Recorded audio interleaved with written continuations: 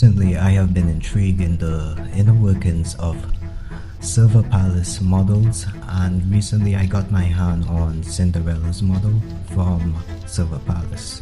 There's a lot of secrets I noticed in this model that I will go through in this video with you guys, dissecting it from the head to the toes, down to the toes. Alright, so let us begin. My name is Pebble Studios, and if you like this video, you could check out my other social medias and join this Discord server that will help you find anime models to study just like me. Alright, so let's begin. So I want to start off with the face. It looks good at every angle. That's what's good about these models. It looks good. When you go to orthographic view, it looks good in all angles. That sticks out in the face right now is that if you see the pupils and around the iris and the eyeliner, it looks really well done. So let's go into edit mode and let's look at this face tech right now. And you'll notice that the eyelashes, the eyeliner itself is textured onto the skin of the mesh, and the eyebrows of the character is just laying right onto the character. Like if we just go to face select, we select this, it will select this mainly separately, which is good. And I like how they tackle doing the eyelashes. So what it will basically do is extrude a set of vertex from the eyes, and then they will just build it from there. They will build a 3D form of it and create the eyelashes. This is very easy to do as well too. You could for this part, you could either use curves or polymodel it as normal. You can use curves to make these little flares that comes out of the eyelashes.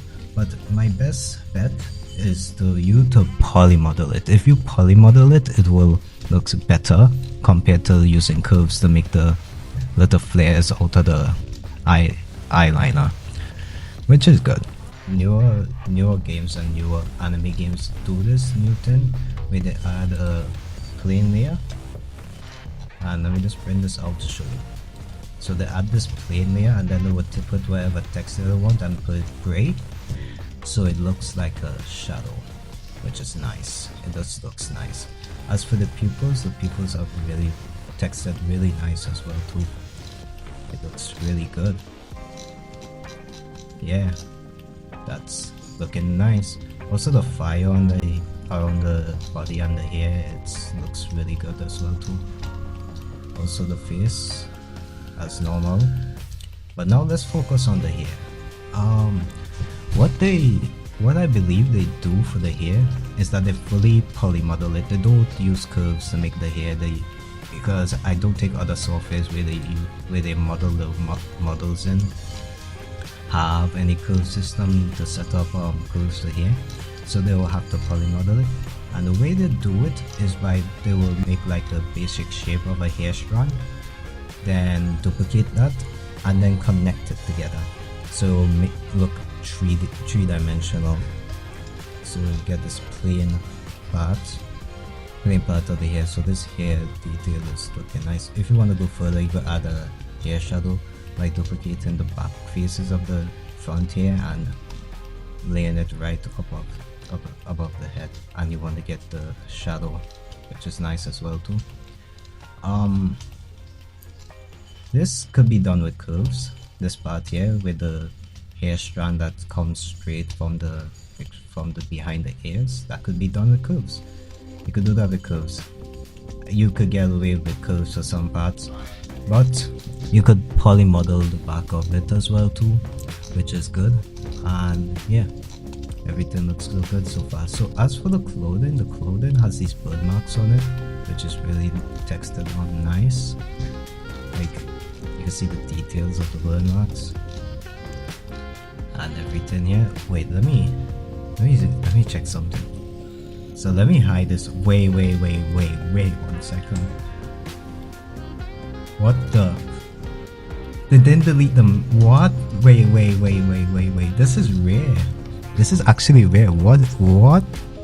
They didn't delete the mesh underneath this part? What?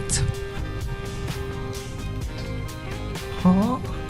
I'm confused. I mean, the burn marks is the reason why they probably didn't delete it from underneath the mesh. But okay. I guess that's just how it is. Oh my days. I guess that's just how it is. Also I like this design of the clothing. With the little flares. These feather stash that's layered right above the dress. It gives the dress a nice touch. I like this. Oh, I like that. This looks nice. I like this as well. I like this as well. I like this. Ooh, I like this. Alright. And ooh, this is a cool design.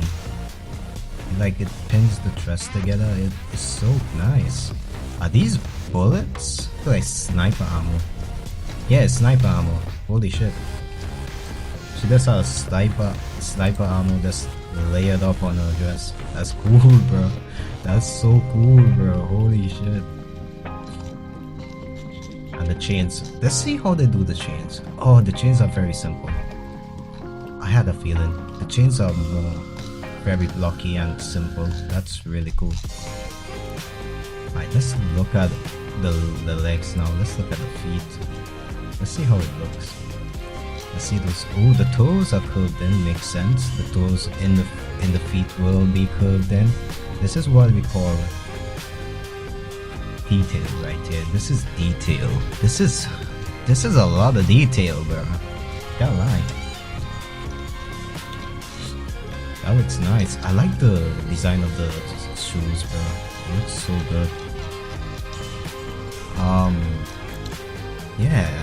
This model so far, I would give it a solid 9 out of 10. There's nothing wrong with it. The only problem you may have with it is the says fire, but it doesn't take away from the design, bro. It doesn't take away from the design. Overall, it's a really good design. Cinderella from Silver Palace has a really good design. There's a lot of secrets you could figure out in this little video here, like how to model the hair exactly. Like holy shit, all the strands. It might be some of it may be done with curves. I have a feeling it's done with curves, but in a smart way, like a really smart way. Like they will just block out the. Okay, so what I have a feeling it might be, they block out the hair. Then they polymodel the hair. Then they add the extra strands, the extra details to each strand of hair. They mark the seams with the hair. Then they hold on. I want to see something. Hold on. Let me see something. Let me go to. Aha! That's what yeah, so they stretch out everything. So they made everything square. That's smart. That's really smart. I can't lie, that's really smart. That's really smart. They made everything for the hair square. That's smart. That's very smart for texturing. Especially hair strands. That's a really good method. As for the face, yeah. Ooh, the tone. I like this for the tone. There's no other game doing it like this, bro. Holy. But yeah. That's it. That's basically all I want to cover in this video. Everything looks fine.